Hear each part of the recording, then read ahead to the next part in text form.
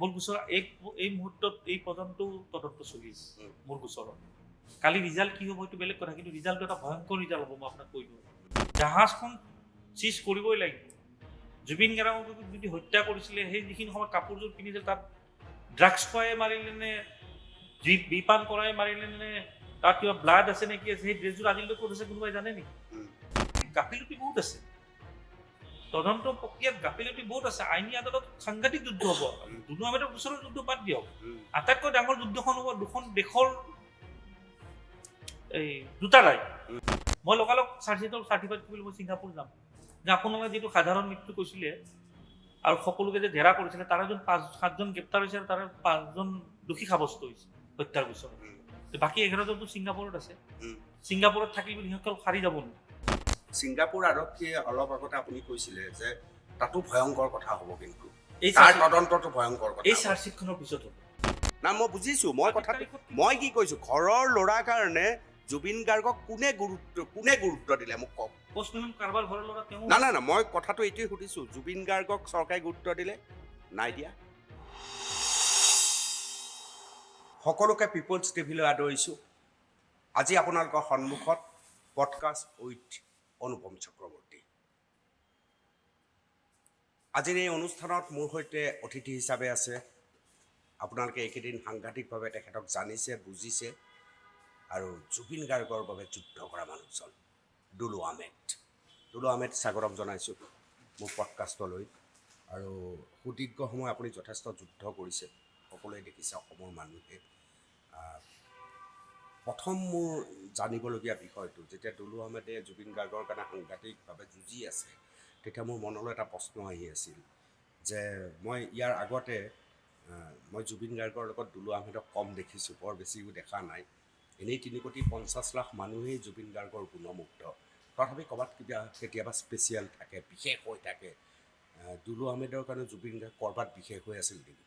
বহুত কথা আছে এইটো, তেনেকুৱা ধৰণৰ। ধৰি লওক, মই যিকোনো কামৰ প্ৰচাৰবিলাক বেছি নকৰোঁ, তথাপি যিহেতু আপুনি খুব কথাটো সুধিছিলে যে কিয় মই ইমান লাগিছোঁ, প্ৰথম কথাই মোৰ দায়িত্ব। মই যদি তেওঁৰ লগত এটা সম্পৰ্ক নাথাকিলেও হয়, মোৰ দায়িত্বটো মই পালন কৰিলোঁ। কিন্তু আহি গ'ল এটা সম্পৰ্কৰ কথা। সম্পৰ্কৰ কথাটো ক'ব গ'লে তেওঁৰ লগত মোৰ 4-5টা স্মৃতি জড়িত হৈ আছে, আৰু ভাল পাব অসমৰ ৰাইজে। প্ৰথম হৈ গ'ল, তেখেতৰ লগত মোৰ চিনাকি 2003 চনত মই পশ্চিম গুৱাহাটী ৰঙালী যিখন আমাৰ বিহু সন্মিলন, বহুত পুৰণি, আমাৰ ভূপেন হাজৰিকাদেৱৰ মঞ্চ বুলি ক'লেও ভুল নহয়। মই সাধাৰণ সম্পাদক আছিলোঁ এইখন বিহুত। সেইদিনাখনত জুবিন গাৰ্গৰ কাৰ্যসূচী আছিলে, আৰু জুবিন গাৰ্গৰ সেইখিনি সময়ত যিটো ষ্টাইলটো, মানে তেওঁ আজি যি ধৰণৰ থাকে একেটাই তেওঁ কৈছে। আমি মানে মই ধৰি লওক বিহুখনত মই জেনেৰেল ছেক্ৰেটাৰী, মোৰো বিভিন্ন ধৰণৰ দায়িত্ব। তাৰপিছতে একেবাৰে পুৰা ভেঞ্চ লৈ এই আজি তেওঁৰ যিবিলাক ডাঙৰ ডাঙৰ গাড়ী, তেনেকুৱা ষ্টাইলতে গৈছে আৰু যোৱাৰ লগে লগে এটা বেলেগ পৰিৱেশ এটা হৈ যায়। তেওঁ যায়, আৰু তেওঁ ধৰি লওক কাৰ্যসূচী কৰিব গ'লে খুব চিৰিয়াছ থাকে দেই, এনেতো খুব সাধাৰণ। তাতে যায়, গ্ৰীণ ৰুমত বহিল অলপ সময়, জাষ্ট আমি চাহ চিনাকি হ'লো। মোৰ প্ৰথম চিনাকি আৰু তেতিয়া। এনেইতো গানটো 93 পৰা তেওঁৰ এইবোৰ শুনি থাকোঁ বাৰু। মোৰ গাড়ীত আপুনি চাব জুবিন গাৰ্গ 1 ফ'ল্ডাৰ 2 বনোৱাই থাকে। তাৰপিছত তেওঁ মঞ্চৰ পৰা নামিলে, নামাৰ পাছত ভালদৰে বহিলে। কিবা আমাৰ বিহু কমিটিৰ অকণমান পইচা কম হ'ল, কাৰণ এটা যেতিয়া ইমান ডাঙৰ বৃহৎ টিম এটা লৈ গ'লেতো আৰু খৰচ এটা থাকেই। মই মানে অলপ হেৰি কৰি ক'লোঁ যে অলপ কম হৈছে, কালি দিলে হ'ব নেকি? একো নাই, এইবিলাক সাধাৰণ কথা, একদম সাধাৰণভাৱে ক'লে, নিদিলেও একো নাই বুলি কৈছে। সেইটো হ'ল চিনাকি। তাৰপিছত মই ইমান ডাঙৰ ছিংগাৰ আৰু ইমান সাধাৰণভাৱে থাকে, এটা মনত ভাল হ'ল। 2003 চনৰ কথা। মই আজিও মেগাজিনখন দিম, আছে মোৰ ঘৰতে। তাৰপিছত মই 2005 চনত মোৰ পত্নীৰ এখন চিনেমা নিৰ্মাণ কৰিলোঁ, স্নেহবন্ধন বোলছবি। আৰু আমাৰ ডাইৰেক্টৰ আছিলে গগন অধিকাৰী, শিশু সাহিত্যিক। তেখেতৰ পুত্ৰ দেৱজিৎ অধিকাৰী। আৰু মৃণাল দা আমাৰ ঢুকাল, এক্সিডেণ্ট হয়, মৃণাল কান্তি। আমাৰ সংগীত আৰু হেৰিত নন্দ দা আছিল। খুব ভাল চিনেমা এখন, নন্দ বেনাৰ্জী। তাৰপিছত মই ক'লোঁ যে দেৱজিৎক, দেৱজিৎ জুবিনৰ গান লাগিব, কিন্তু কৈছে যে 2টা গান গোৱাব লাগিব। ক'লে যে হ'ব। জুবিনৰ লগত দেৱজিৎৰো চিনাকি। ক'লে হ'ব, মই কথা পাতিম, আৰু তুমিও পাতিবা আৰু কথা কিন্তু হ'ব তো আমাৰ দেৱজিৎ অধিকাৰী তাই জুবিনৰ লগত পাতিলে এইবিলাক খুব মানে স্মৃতি জড়িত হৈ আছে দেই তেনেকুৱাকৈ কৈছে হ'ব টাইমটো মই জনাই দিম কিন্তু কোন কোন টাইমত কওঁ ঠিক নাই ডেটটো কৈছে অমুক দিনা ক'ম কিন্তু টাইমটো তহঁতে খালি তই বুলি কথাবিলাক কৈ দিওঁ তহঁতে চাবি আৰু মই কনফাৰ্ম কৰিলোঁ কৈছে হ'ব চিনেমাৰ শ্বুটিং গোটেই ঢেকীয়াজুলিত হৈছিলে আৰু ভাল কথা কি সেইখন বোলছবি ৰাজ্যিক চলচ্চিত্ৰ এৱাৰ্ডত 1 নং স্থান দখল কৰিছিল স্নেহ বন্ধন বুলি মোৰ পত্নীৰ পৰিচালনা প্ৰযোজক আছিল আমাক যিদিনা তাৰিখ দিলে ৰখি থাকিলোঁ 12টা বাজিল 1টা বাজিল মই দেৱজিতক ক'লোঁ দেৱজিত মই যাওঁ মই কিন্তু ৰাতি আৰু ইমান দেৰিলৈ মই নাথাকোঁ আৰু খুব বেছি মই 10টা 11টা থাকোঁ 1টা বাজিল আজি নহ'ব কৈছোঁ নহয় হ'ব তুমি থাকাচোন কোন ষ্টুডিঅ' আছিল ষ্টুডিঅ'টো তেওঁৰ তেতিয়া হেৰিতে আছিলে জোনালীতে আছিলে ষ্টুডিঅ'টো তাৰপিছত ক'লে অলপ ৰখাইছোঁ মই নোৱাৰোঁ কাৰণ আকৌ ৰাতিপুৱালৈ ৰখি থাকিবতো সম্ভৱ লাগে মই কি কৰিলোঁ গুচি আহিলোঁ অহাৰ পাছত ৰাতিপুৱা মোক দেৱজিতে ফোন কৰিছোঁ তুমি গুচি অহাৰ পাছতে ফোন আহিছিলে মই তোমাক আৰু দিগদাৰী নকৰিলোঁ মই যাই গানকেইটা কমপ্লিট কৰিলোঁ 20 মিনিটত 2টা গান কমপ্লিট কৰি দিলোঁ গানকেইটা আছে আপোনালোকৰ সংবাদ মাধ্যমত স্নেহ বন্ধন বহুত আহে ছবিখন ভাল লাগিল এইটো 2005 চনৰ কথা তাৰপিছত ধৰি লওক তেওঁৰ লাইনটো বেলেগ মোৰ লাইনটো বেলেগ মই খুব কম লগালগি হওঁ দেখা দেখি মানে প্ৰায় কমেই বুলি ক'ব লাগিব আৰু কেতিয়াবা হয়তো ফোনত মাৰিলে তেওঁ কেতিয়াবা ফোনটো নুঠায় কেতিয়াবা খুব ৰেয়াৰ আৰু হঠাৎ কি হ'ল আপোনাৰ এইটো বিৰাট হাঁহি উঠা কথা মই বম্বে যাব ওলাইছিলোঁ কিবা এটা যাব ওলাওঁতে মোৰ লগত ক্ৰিকেটাৰ আমাৰ নিশান্ত বৰদলৈ আছিলে এয়াৰপৰ্টত আমি 2টা লগালগি হ'লোঁ নিশান্তই ক'লে দোস্তি মই বম্বে যাম তেতিয়া কিংফিচাৰ এয়াৰলাইন্স আছিলে ডাইৰেক্ট গুৱাহাটীৰ পৰা বম্বে যাম এইটো আপোনাৰ 2012-13ৰ কথা হ'ব দেই ক'লে যে এনেকুৱা বম্বে মই এটা কাৰণ নিশান্তই মোক ক'লে যে আমি চিট 2টা একে কৰি ল'ব বোলা 3 ঘণ্টাৰ টাইমি অলপ আড্ডা মাৰি কিনে যাম আৰু হ'ব আমি কাউণ্টাৰত গ'লোঁ যে আমাৰ টিকেটটো একে মানে চিটটো এক কৰি দিব লাগে আমাক এ আৰু বি চিট দিলে 2 নম্বৰত কিবা 1000 মান টকা চাৰ্জ এক্সট্ৰা লৈ আমাক 2 নং চিটটোত 3টা থাকে নহয় চিট 3টাত আমাক 1 নং আৰু 2 নংটো দিলে আমি ঠিক বিমানত উঠিলোঁ দেখা পাইছোঁ আমাৰ চিটটোত 3টা থাকেতো কোনোবা এজন পুৰা গাত চাদৰ লৈ শুই আছে খুব মানে অলৰেডি বহি নহয় শুই আছে চিটটোতে শুই আছে 3টা চিটত মই আৰুতো পেচেঞ্জাৰ এটাক মই তাত এইটো লেডিছে হয় নে জেণ্টছ হয় এইটো ক'ব নোৱাৰি চাদৰ লৈ শুই আছে সুখীয়া হ'ব পাৰে বা আমাৰ চিটটো কিবা এলট কৰি দিব পাৰে মই এয়াৰ হোষ্টেছটোক মাতিলোঁ আৰু এই সন্মুখত 2 নম্বৰ মানে এয়াৰ হোষ্টেছ কাষতে থাকে মই ক'লে এনেকুৱা আমাৰ চিটটো কৈছে এইটো মই ক'লে এনেকুৱা কোনোবা শুই আছে এয়াৰ হোষ্টেছটো জোকাই দিয়াৰ পিছত চল এখন লৈ আছিল মানে মুখত গুচাই দিয়া ল'লে জুবিন গাৰ্গ এটা বেয়া শব্দ কৈছে এইটো কয় আৰু আহিলি অশান্তিখন কৰিবি গ'ল মই ক'লো ৰ'ব চিন্তা কৰিব নালাগে মই ব্যৱস্থা কৰি আছোঁ মই মেনেজ কৰোঁ দেই মই বাহিৰত বিমানত গ'লো মই চাই থাকোঁ কোনকেইটা চিট খালী আছে মই তৎক্ষণাত যাই শুই দিওঁ দীঘলীয়া জাৰ্ণি দিল্লী ওচৰৰ জাৰ্ণিবিলাক নহয় বাৰু তথাপিও কেতিয়াবা যদি দিল্লীৰ জাৰ্ণি দেখা পাই যে চিট এইকেইটা খালী আছে মই শুম 2 ঘণ্টা ধুনীয়াকৈ 2 ঘণ্টা শুই দিওঁ আৰু মই পিছফালে দেখিছোঁ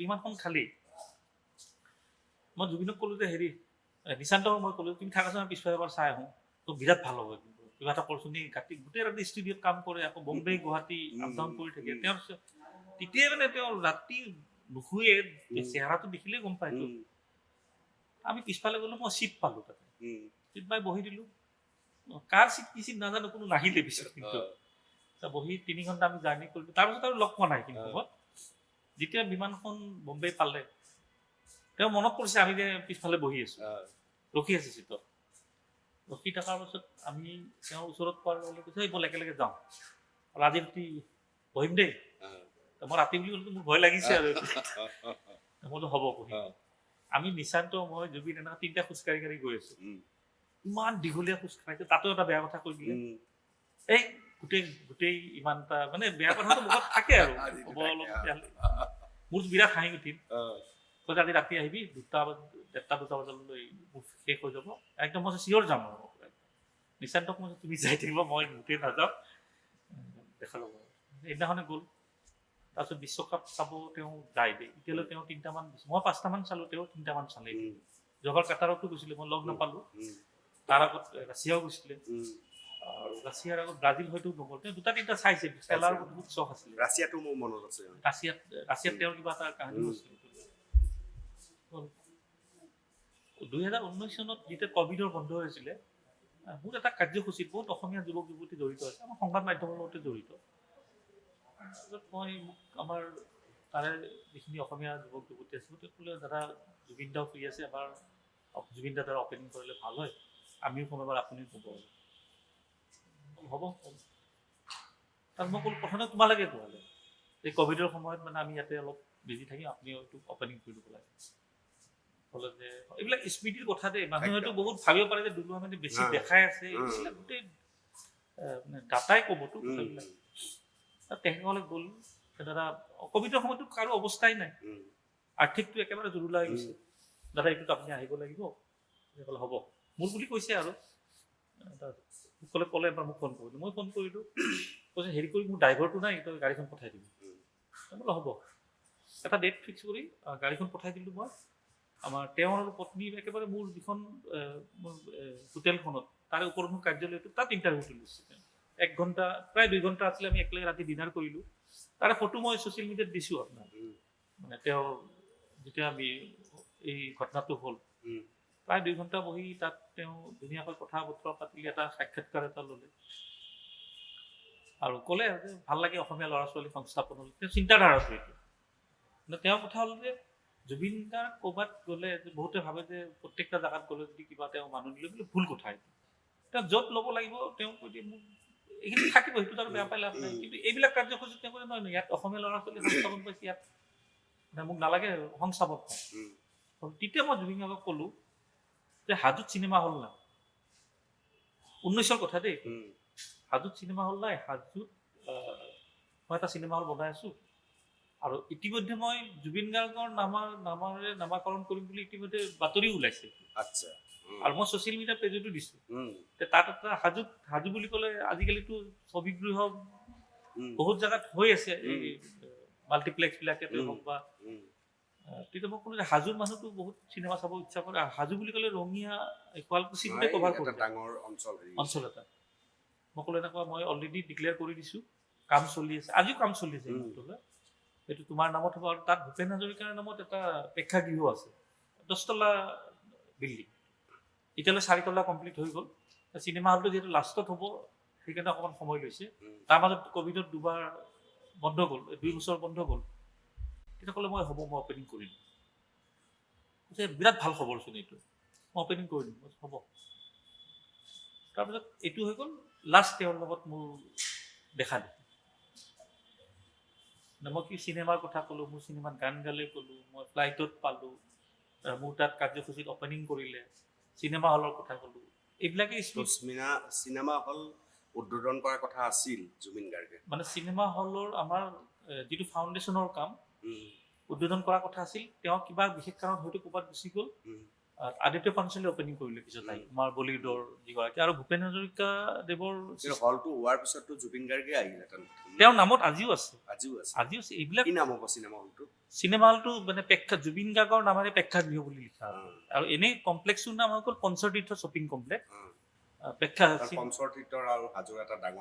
সেইটো মলটোৰ নামে পঞ্চতীৰ্থ বিজেপি বহুত ডিষ্টাৰ্ব দিছিলে এইটো বন্ধ হোৱাৰ কাৰণে বিভিন্ন ধৰণৰ কথা কৈছিল পাৰা নাই তাৰপিছত তেনেকুৱা গ'ল হঠাৎ 2023 এটা বিতৰ্ক আহিল ৰাজনীতিবিলাকক জুবিন গাৰ্গে গালি পাৰে আৰু এইটো আৰু লেফ্ট ৰাইট গালি পাৰে বিজেপিয়ে কওক কংগ্ৰেছে কওক সকলোৱে গালি পাৰে পাৰি দিলে জাতীয় পৰিষদক গালি বিতৰ্ক এটা হ'ল বিৰাট মই দায়িত্বত আছোঁ দুদিনক মুকলিটো বৰ বেয়া কথা কৈছে যে জুবিনৰ বিৰুদ্ধেতো মই মন্তব্য নিদিওঁ মই দিম মন্তব্য কথাবিলাক কেনেকুৱা কাৰণ ইমান অনুৰাগী জুবিন ফেন ক্লাব আছে মই দিম সেইটোৱে নহয় জানো মানুহ ভুলটোতো ভুল ক'ব লাগিব ভুলটো ভুল ভালটো ভাল এতিয়া আকৌ বহুতে মানে কয় যে দুলু আহমেদে মানে ইমান বেয়াকৈ কৈ থৈছিল তাৰ বাবে দুলু আহমেদে মানে তেওঁ কথাই নহয় এইটো মই বেয়াকৈ কৈছোঁ কাজিয়া লাগিছে তাতকৈ মুখ্যমন্ত্ৰীৰ লগত লাগিছে তেওঁ প্ৰতিটো দলৰ লগত লাগিছে বেয়াকৈ কৈ দিছে মুখৰ আগত এতিয়া ময়ো এটা প্ৰতিক্ৰিয়া দিলোঁ যে এইটো বেয়া কথা কৈছে কাৰণ মই এটা দলত আছোঁ, সেই দলটোক ফটো এণ্ট্ৰি পটোৱা বুলি ক'ব নাপায়। আৰু মই প্ৰথমে চালোঁ নিউজটোত, প্ৰথমে ক'ৰবাত এটা কটন কলেজৰ প্ৰগ্ৰেম এটাত দিলে মন্তব্যটো। মই ভাবিলোঁ এনেই ধেমালি কৈ দিলে নেকি। পিছত ছেকেণ্ড আকৌ মন্তব্যটো দিছে একেদিনাই, কোনোবা এখন থিয়েটাৰত গৈছিলে। হেৰি ফাল্টু হয়, কা আন্দোলন কৰিম বুলি আহি লুৰিনে দল খুলিছে, পটুৱাই হয় বুলি এনেকুৱা ক'লে দেই। মই দুবাৰ তাৰমানে এইটো ইণ্টেনশ্যনলি কৈছে আৰু। মই দিলোঁ প্ৰতিক্ৰিয়া, তাত বিৰাট বিতৰ্ক হ'ল। জানো মনত আছে। ভয়ংকৰ বিতৰ্ক হ'ল আৰু কোনোবা এতিয়াও দেখাই থাকে। নাই তেতিয়া জাতীয় পৰিষদত মাত মতা মানুহটো আপুনিয়ে আছিল। কোনো নামাতিলে, আপুনিয়ে আছিল। জগদীশ দাই কৈছে যে দুটো মই ভুলতো মই কি মনটো। লুৰিনেও কোৱা নাই, জগদীশ দায়েও কোৱা নাই, আপুনিয়ে ক'লে। আৰু সাংঘাতিক বিতৰ্কও হৈছিল তেতিয়া।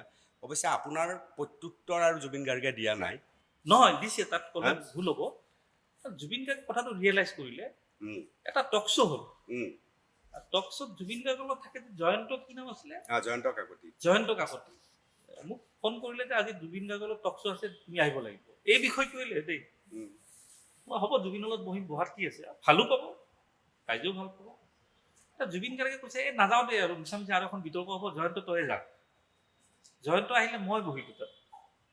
বহাৰ পিছত জয়ন্তই স্পষ্টকৈ কৈ দিলে যে গৰিমা বৌ বেয়া পাইছে জুবিন গাৰ্গে এই কথাটো কোৱাৰ কাৰণে, আৰু এইটো কথা উঠাই লৈছে। তেতিয়া মই কৈছোঁ তেনেহ'লে মোৰো জুবিন গাৰ্গক বেয়াকৈ কোৱা মোৰ কোনো ইণ্টেনশ্যন নাছিলে। মই আজি এই শ্ব'ৰ জৰিয়তে যদি মোৰ যদি কথাই যদি তেখেতক কিবা দুখ দিছে, মই উঠাই লৈছোঁ। আৰু তাৰপিছত মই মোৰ ছ'চিয়েল মিডিয়া পেজত মই এপলজিও কৈছোঁ যে মই কঠোৰ ভাষা মই প্ৰয়োগ কৰিছিলোঁ, তাৰ বাবে মই ক্ষমা প্ৰাৰ্থী। বিষয়টো তাতেই শেষ, একো নাইতো বিষয়টো। মানে আমাৰতো একেবাৰে মাৰপিট কিবা জেল জুৱা হোৱা নাই নহয়, এটা ৰাজনীতি। আৰু জুবিনে কৰে এইটো, মই প্ৰতিক্ৰিয়া দিলোঁ, তাৰপিছত তেওঁ ৰিয়েলাইজ কৰিলে, গৰিমা বৌ ৰিয়েলাইজ কৰা বুলি ক'লে, কথা শেষ তাতে। এতিয়া সেই বিতৰ্কত মাজে মাজে কোনোবাই একাংশ দুষ্ট চক্ৰ ওলাই দিয়ে, ওলালেও কিন্তু মই যিটো ছাৰ্ভিচ দি আছোঁ মানে ন্যায়ৰ ক্ষেত্ৰত, মানে মোক কোনো এইটোত লাগিব, জীৱিত থকা আছে। এখন এটা কিবা পৰা বিতৰ্ক হ'ল, সেই বুলি মানুহটোক হত্যা কৰি দিলে কি মই ন্যায় নিবিচাৰিম? মইতো ন্যায় বিচাৰিম। গতিকে তেনেকুৱা এটা সম্পৰ্ক এটা আছে। এইটোতো সাংঘাতিক এটা বিতৰ্কৰ কথাও নাহে বাৰু, সৰু এইটো ৰাজনীতি হৈ যায়। যি নহওক, তাতকে ডাঙৰ কথাটো হৈছে ৯০ দশকৰ পৰা দুলু আহমেদে জুবিন গাৰ্গৰ গীত শুনিছে। দুলু আহমেদ আৰু পত্নীৰ চিনেমাত জুবিন গাৰ্গে দুটা গীত গাইছে। বিমান যাত্ৰাত শোৱাৰ প্ৰশ্নটো আছে। এইবিলাক কথাও তাৰ স্মৃতিয়ে আমনি কৰে মানুহক কেতিয়াবা। তাৰপিছত 19 ছেপ্টেম্বৰৰ পিছত দুলু আহমেদৰ কেনেকে আৰু জন্ম হ'ল 19 ছেপ্টেম্বৰৰ পিছত। 19 ছেপ্টেম্বৰত যেতিয়া প্ৰথম বাতৰি, মই তেতিয়া BTAD ইলেকশ্যনৰ নিৰ্বাচনৰ প্ৰচাৰত আছোঁ। 20 তাৰিখলৈ প্ৰচাৰ আছিল, 19 তাৰিখৰ ঘটনা। হঠাৎ মোৰ তাত ফোন এটা আহিল যে জুবিন গাৰ্গ ঢুকাল। মানে মই এনেকুৱা এটা ভাবিলোঁ, নেমকেয়াৰত জুবিন গাৰ্গ মাজে মাজে এডমিট হৈ থাকে, মানে তেনেকুৱা কিবা এটা খুব চিৰিয়াছ হৈছে। পিছত দেখিলোঁ যে কথাটো সঁচা, বাতৰি লাহে লাহে ওলাই আছে। আপুনিও যথেষ্ট, আপোনাৰো ভূমিকা যথেষ্ট আছে এই বিষয়টো। মই চাইছোঁ আপুনি মোক সমৰ্থন কৰিও পষ্ট দিছিলে যে দুলু আহমেদে ছিংগাপুৰত ভাল গৈ গোচৰ দিছে, আমি সকলোৱে ধন্যবাদ জনালোঁ। বহুত ৰাইজে চাইছিল, বহুত লাখ তাত ভিউৱাৰ্ছ হৈছিলে। তাৰপিছত মই দেখিলোঁ যে 19, 20, 21, মই 19 তাৰিখে মই প্ৰচাৰ বন্ধ কৰি দিলোঁ। আমাৰ সাংসদগৰাকীক ক'লোঁ যে নাই, আমি এটা কাম কৰোঁ, কালি লাষ্ট যিহেতু কাৰ্যসূচী, আমাৰ আকৌ চাইনী ঘোষ সাংসদ আহিছিল সেইদিনাই, ডাঙৰ ডাঙৰ সভা আছিলে, কেঞ্চেল কৰি দিলোঁ চব। এখন কৰি বাকী কেঞ্চেল কৰি দিলোঁ। মই কালি 20 তাৰিখ, কালি আমি সভা নকৰোঁ, কাৰণ কালি হয়তো ভিতৰতে আহিব। মই ভাবিলে বাৰু মই ছিংগাপুৰ গুচি যাওঁ। আৰু মোৰ ছিংগাপুৰ যোৱাত মোৰ অসুবিধা কিয় নাই, ছিংগাপুৰ আপুনি যদি ভিছা ল'ব যায়, ভিছা ল'লে 1 সপ্তাহ 10 দিন লাগে। কিন্তু মোৰ আমেৰিকান ভেলিড ভিছা মোৰ 10 বছৰৰ আছে। আমেৰিকান ভিছা থাকিলে আপোনাৰ দেখুৱাই দিলেই হৈ গ'ল। দেখাই দিলে আপোনাৰ 96 আৱাৰ্ছ, মানে 4 দিন থাকিব দিয়া। মই লগৰটোক ক'লোঁ মই ছিংগাপুৰ যাওঁ, জুবিনৰ ষ্টেটাছটো খবৰ লৈছোঁ, কাৰণ তাতেতো কোনো ফোন চোন নুঠায় এতিয়া। এই খবৰ চবৰ লৈ কিনে মোক ক'লে যে কালি ডেড বডি আহি পাব, তুমি আজি যাই কি কৰিবা? মোৰ বিৰাট ইচ্ছা আছিল দেই যাব, কাৰণ বিদেশত এনেকুৱা এটা ঘটনা হৈছে, জুবিন গাৰ্গৰ মৃত্যু হৈছে, বাকীবিলাকক পুলিচে ধৰিছে, কিবা এটা অড চিটুৱেশ্যন হোৱা নাই জানো? তাত যদি মই ইয়াৰ পৰা যাই অকণমান লাগি দিব পাৰোঁ, মোৰো ভাল লাগিব। পিছত দেখিলোঁ চৰকাৰখনো যথেষ্ট কিবা কিবি কৰিছে, নকৰা নহয়, যিখিনি ভাল ভাল, বেয়াখিনি বেয়া বুলি ক'ম বাৰু। নগ'লোঁ। মই 20 তাৰিখে আমাৰ প্ৰচাৰ বন্ধ কৰি মই ৰাতিপুৱা 12টা 1টা বজাত মই গুৱাহাটী আহি গ'লোঁ। গুৱাহাটীতো পৰিৱেশে নাই, চাৰিওফালে একেবাৰে মানে কি হৈছে মানে কোনো নাজানে। তাৰপিছত 21 তাৰিখে ৰাতিপুৱা খুব সম্ভৱ তেওঁক বিমানেৰে আনিলে গুৱাহাটী। সেইকাৰণে আনি বিমানত আনি প্ৰথমে ঘৰ কাহিলীপাৰ, তাৰপিছত সৰু সজাই, তাত দুদিন থাকি তাৰপিছত সোণাপুৰ, তাৰলৈ চব ঠিকে আছিল। সেইখিনি কাৰণে চৰকাৰখনক প্ৰশংসা কৰিব লাগিব। সেইটো আৰু মই যিটো আকৌ কৈছোঁ যে মই খুব স্পষ্টবাদী, ভালটো ভাল বুলি ক'ম, বেয়াটো বেয়া বুলি ক'ম। সকলোৱে জানে মোক, এইটো আপোনালোকেও দেখিছে। মানে মোৰ এবাৰ যদি মাথাত লাগি গ'ল মই এইটো কৰিম। তাৰপিছত বিতৰ্ক আৰম্ভ হ'ল। সেই বিতৰ্কবোৰ ইতিমধ্যে সংবাদ মাধ্যমত ওলাইছে। আপুনিও জানে, ময়ো জানো।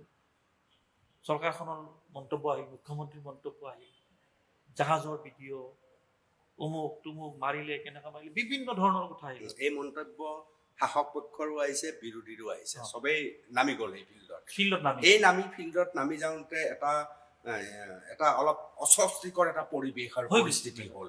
এই অস্বস্তিকৰ পৰিস্থিতিৰ কাৰণে বিৰোধী শাসক পক্ষ সকলো সমানে দোষী এটা হ'ল। তাৰ মাজত হঠাৎ আশা এটা জাগিল, আপুনি ক'লে মই ছিংগাপুৰ যাম, সেই পৰ্বটোলৈ মই যাব খুজিছোঁ। শাসক বিৰোধী এইবিলাক লাগি আছে, মুখ্যমন্ত্ৰীৰ সস্তীয়া কথা। বিৰোধীত আমিতো মুখ্য বিৰোধী নহয়, মই ভাই টিএমচি দলত আছো। মুখ্য বিৰোধীত বহুত তেওঁলোকেও কিন্তু সস্তীয়া কথা কৈছে। আচ্ছা, মোক এতিয়া মই যদি ন্যায় যাত্ৰাত মোক যদি কোনোবা কয় দুলু আহমেদে ৰাজনীতিৰ মুনাফা ল'ব কৰিছে, মই আছো টিএমচি দলত। মোৰ কোনো সাংসদ নাই দলত, মোৰ কোনো বিধায়ক নাই, মোৰ কোনো চৰকাৰে নাই। তাতে মই ৰাজনীতি লোৱাৰ কোনো যুক্তিয়ে নাই। তাৰপিছত দেখিলো বিতৰ্কটো বাঢ়ি আছে ছচিয়েল মিডিয়া, সংবাদ মাধ্যম। কিন্তু ন্যায় প্ৰক্ৰিয়াটো যি ধৰণে যাব লাগে কাৰো ইচ্ছা নাই তাতে। কাৰণ ঘটনাটো ছিংগাপুৰৰ মূল স্থান সেইটো। এইটো একেবাৰে সাধাৰণ, সকলোৱে জানে। ঘটনা য'ত হ'ব হেৰিটো ন্যায় প্ৰক্ৰিয়া তাৰ পৰা আৰম্ভ হ'ব, এইটো সকলোৱে জানে। হঠাৎ দেখিলো মুখ্যমন্ত্ৰী নে চৰকাৰৰ ষ্টেটমেণ্ট আহিল যে অসম পুলিচ ৰাওনা হৈছে ছিংগাপুৰ। মই ভাবিলো যে এই 4-5 দিন পিছৰ কথা, সম্পূৰ্ণ মিছা কথা এটা কৈ দিলে। প্ৰথম অসম পুলিচ ৰাওনা বুলি ক'লে নাই, পিছত দেখিলো অসম পুলিচৰ কোনো কথাই নাই। তাৰপিছত ভয় খোৱা আৰম্ভ কৰিলে যে ছিংগাপুৰত মৃত্যু হৈছে, ইয়াৰ পৰা হেঁচা দিব লাগিব, তদন্তত সেইবিলাক মানুহ নাহিলে, অসমীয়াবিলাক নাহিলে, আমি কেনে, মুখ্যমন্ত্ৰীৰ কথা আহিলে। এতিয়া দেখিলো বিতৰ্কটো বাঢ়ি গৈ আছে, টাইম পাছ হৈ আছে। মই নহয়, কথাটোতো এটাতো ন্যায়িক প্ৰক্ৰিয়াটো কোনোবাইতো যাব লাগিব। আৰু ছিংগাপুৰত অসমৰ প্ৰশাসনে দিল্লীৰ জৰিয়তে ছিংগাপুৰত কি কৰিছে আমি কোনোৱে নাজানো। চৰকাৰে যিটো কয় সেইটো বিশ্বাস কৰিব লাগিব। অসমৰ ৰাজ্য চৰকাৰৰ মুখৰ ফালে চাই আছে। মই ডিচিশ্যন ল'লো, মই ছিংগাপুৰ যাম। সাংবাদিককো লগ কৰিলো। মই কৈছো যে মই যাতে প্ৰতিটো কথা কি হৈছে কি নাই হোৱা সংবাদ মাধ্যমক জনাই থাকিব পাৰো, তাৰ বাবে মই সাংবাদিকক লগ কৰিলো। কিবা কাৰণত নগ'ল, ভিছা টিজাৰ প্ৰব্লেম আহিল, নগ'ল। মই 25 দিন পিছত, মানে যোৱা 14 তাৰিখে মই অক্টোবৰ ছিংগাপুৰ অকলে গুচি গ'লো। কাৰণ ছিংগাপুৰ লৈ যাওঁ বুলি কাকো লৈ যাব নোৱাৰো। আৰু জুবিন গাৰ্গৰ হত্যাৰ গোচৰ কোনোবা ভাল যাম বুলি ভাবিলেও কোনোবাই ৰৈ দিব। বহুত কথা, বহুত মানুহ এনেকুৱা থাকে ন। পইচা চাওক, পইচা হাজাৰ কোটি টকা থকা মানুহ আছে, ছিংগাপুৰ লগালগ যাব পাৰে। মোৰ নিচিনা তেনেকুৱা ভিছা থকা মানুহ বহুত আছে। বহুতে ঝেমেলাত কৰিব নিবিচাৰে। কি মাৰ্ডাৰ কেছ, তাক পুলিচে ধৰিব, পুলিচে সুধিব, কি উত্তৰ দিম, কি ক'ম। মই যিহেতু মোৰ বিদেশ ঘূৰা অভিজ্ঞতা বহুত বেছি, মই বাহিৰত যেতিয়া যাওঁ মোৰ মানে গাড়ীত ফাইন লাগেই পুলিচৰ, আমেৰিকান পুলিচৰ ফাইন লাগে, ছুইজাৰলেণ্ড পুলিচৰ ফাইন, এইবিলাক মই মানে পুলিচ পাইছো বহুত।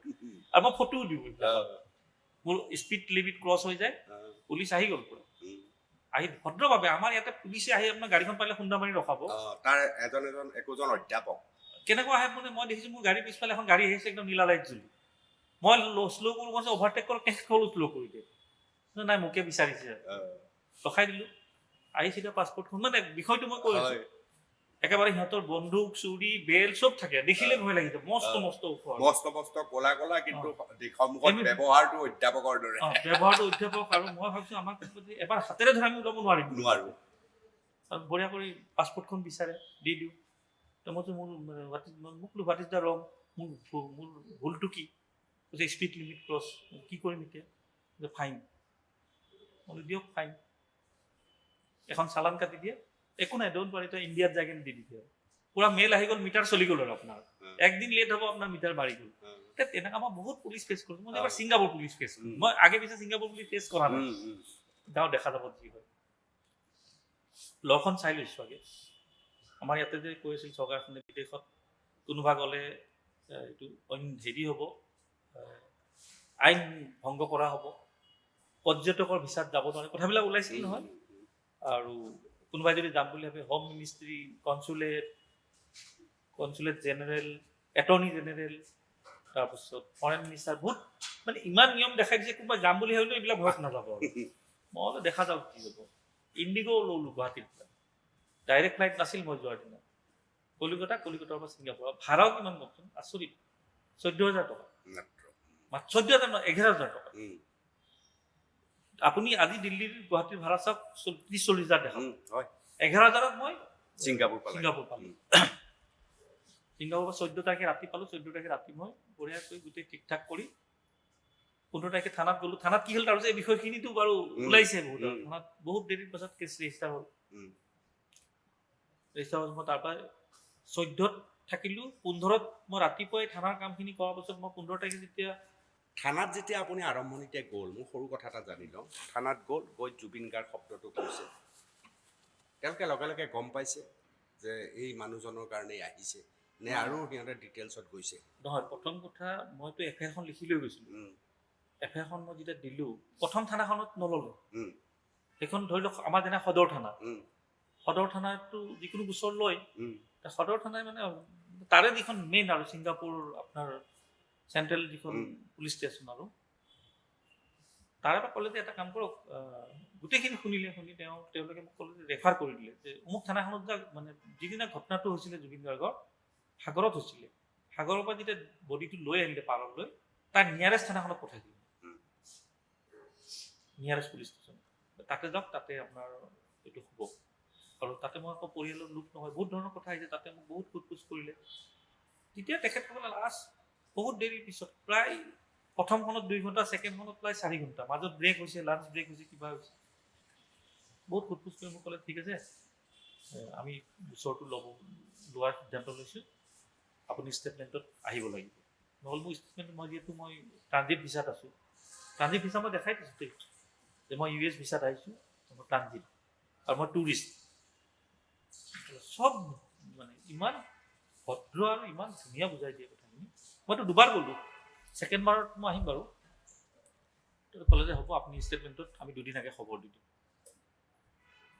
মোৰ ইমান ভাল লাগিল। যিয়ে নহওক ভাই, য'ত ঘটনাটো হৈছে তাত এটা তদন্ত আৰম্ভ হ'ব।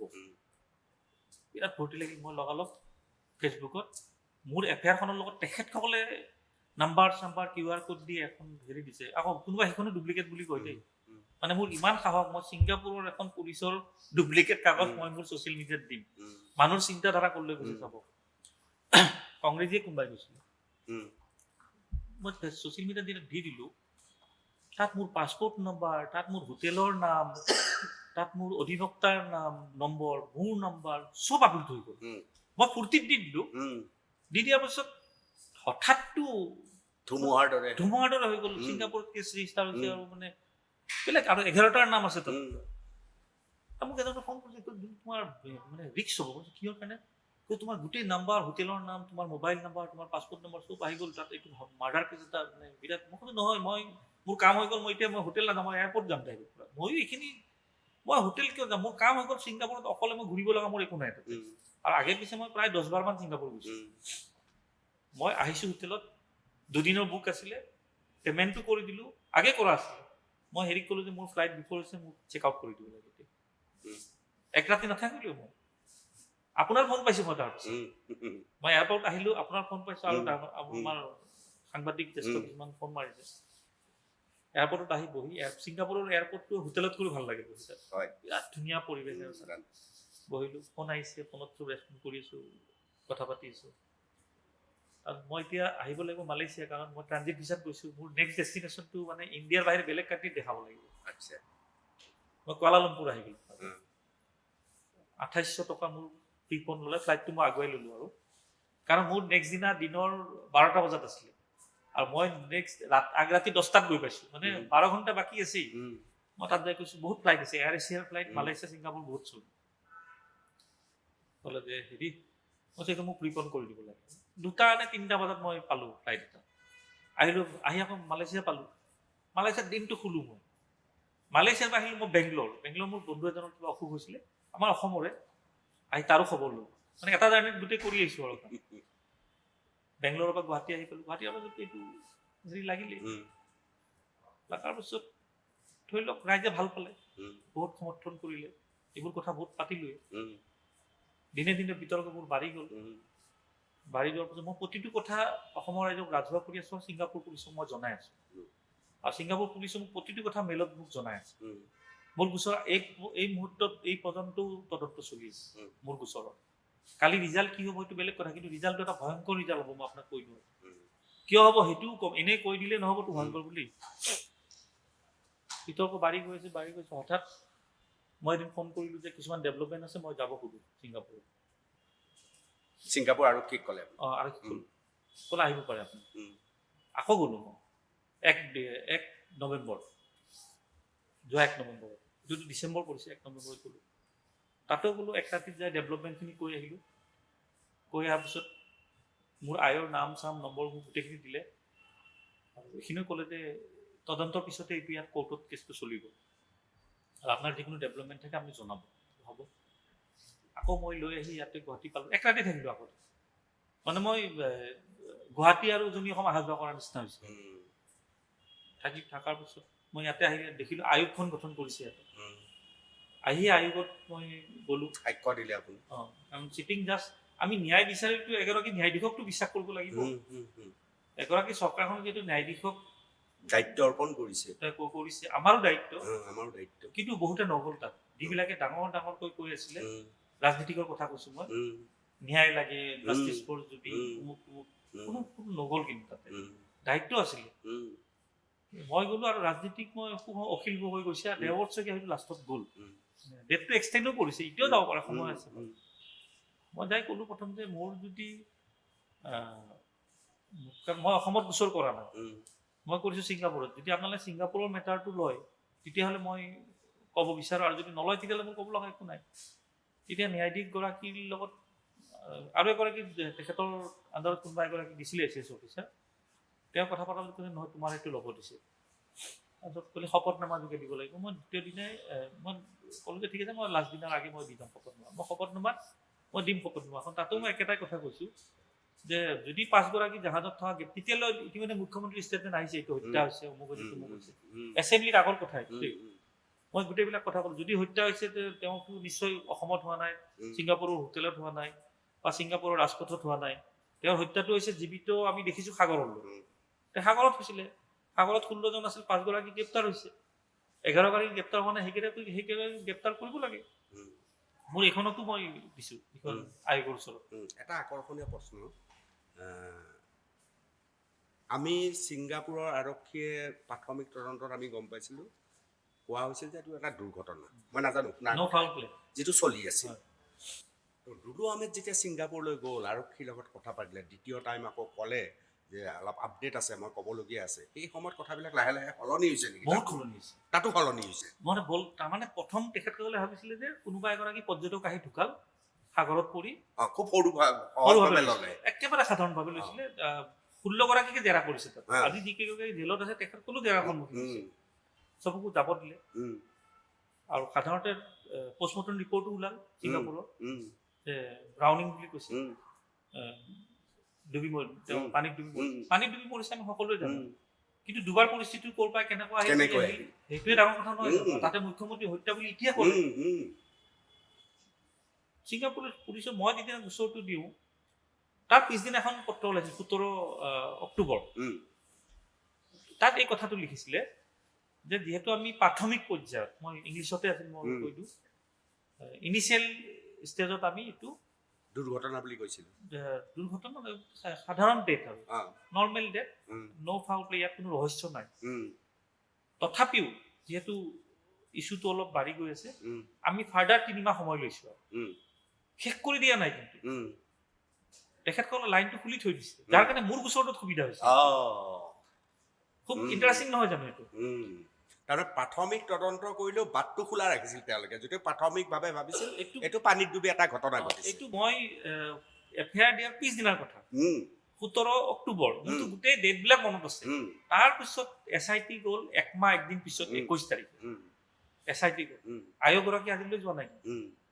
ইনভেষ্টিগেশ্যন অফিচাৰৰ কি ৰোল, আইন আদালতত যেতিয়া গোচৰটো চলিব, এইবিলাক কেছৰ মই কৈছো ন যোন অধিভোক্তা থাকিব কওঁতে এনেকুৱা ধৰে আমি দেখিছোতো আয়োগ কিয় দিছে চাৰ্জশ্বিট বা যি হেৰি ইনভেষ্টিগেশ্যন অফিচাৰ প্লেচ অফ অকাৰেঞ্চত যাবই লাগিব প্ৰাথমিক চৰ্ত জাহাজখন চিজ কৰিবই লাগিব জুবিন গাৰ্গক যদি হত্যা কৰিছিলে সেই যিখিনি সময়ত কাপোৰযোৰ পিন্ধিছিল তাত ড্ৰাগছ খুৱাই মাৰিলে নে বিপান কৰাই মাৰিলে নে তাত কিবা ব্লাড আছে নে কি আছে সেই ড্ৰেছযোৰ আজিলৈকে ক'ত আছে কোনোবাই জানে নেকি কোনো নাজানে ছিংগাপুৰত আছে নে অসমতে আছে কিবা জানে নেকি কোনো গম নাপায় গতিকে গাফিলতি বহুত আছে তদন্ত প্ৰক্ৰিয়াত গাফিলতি বহুত আছে আইনী আদালত সাংঘাতিক যুদ্ধ হ'ব দুনু আহমেদৰ গোচৰৰ যুদ্ধ বাদ দিয়ক আটাইতকৈ ডাঙৰ যুদ্ধখন হ'ব দুখন দেশৰ